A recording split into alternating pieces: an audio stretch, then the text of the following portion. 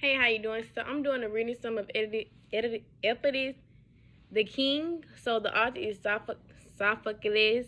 And the interesting fact about him is he wrote over 120 plays, and he's one of the greatest people to write like a tragedy. So like he's very highly looked upon, and the genre of this is a tragedy. So in the beginning there was this king and this queen named King Louise and Queen Jocasta, and they had this baby named Oedipus.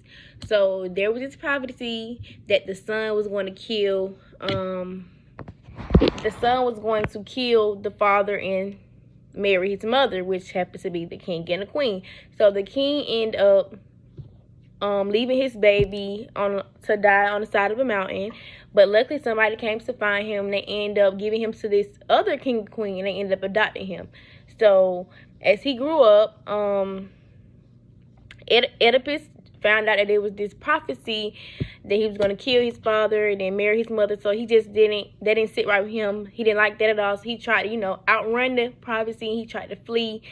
Well, he did try to flee the town. He fled the town or whatever because he didn't want that to happen. Like he tried to do anything to avoid that. So while he was fleeing, he ended up meeting this strange old man. They ended up getting into an altercation with each other, and of course after the altercation they ended up fighting. Then Oedipus ended up killing the man, which happened to be his father Louise, but he did not know that at the time. He just thought it was a regular old man who he just got into it with, and he ended up killing him.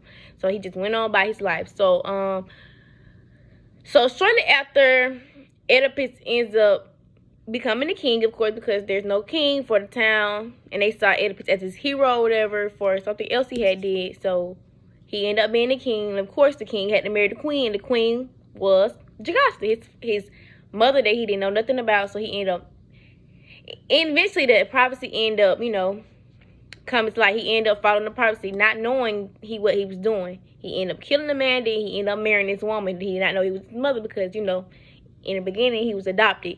He was adopted by this other family. So after all that has happened, there was this plague that was put out on the town, and the town was suffering. So of course they're looking to the king they're looking for the king's solutions. Like, what's going on? Can you help us? We need help. Like, you're the king. What we're supposed to do? They're looking for him for answers. So from this point on, Oedipus set out and promised the town like he would find out what happened to the king, who killed the king, so this plague can just stop, so they can stop their suffering or whatever.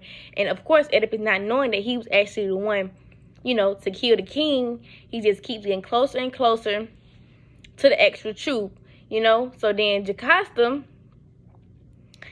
ends up killing herself once Oedipus ends up, figuring out the truth, like, putting two and two together. Like, Jocasta was just so overwhelmed. Like, she was so overwhelmed with not only guilt, but like she just didn't want it to be that way, the way it was. So she ended up killing herself, and because basically her past was catching up to her. Because of course Oedipus didn't know he was adopted. He thought like the old queen and king was his, mother. He thought that was his mother and his father because that's the way he was raised. He did not know these other people was as his mother and his father. So once he found out, once he found out that he didn't outrun the prophecy like he thought he did, he eventually stabbed himself in the eyes and blinded himself because, he tried to do everything in his power to avoid this, and it still ended up not in his favor. So, that was just the end of that story. But what I did like about this story was how Oedipus did he did anything that he could. He put his, he did what he had to do to try to outrun his fate, so he wouldn't hurt his parents. Because of course, who would want to hurt their parents? And then, you care about them, so he didn't want that to happen. So he tried to, outrun his fate. But in the end, the irony was like he did exactly what he was supposed to do. He did exactly what the prophecy said that he would do.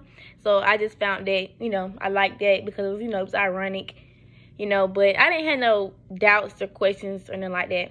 I really just did enjoy this book. And thank you.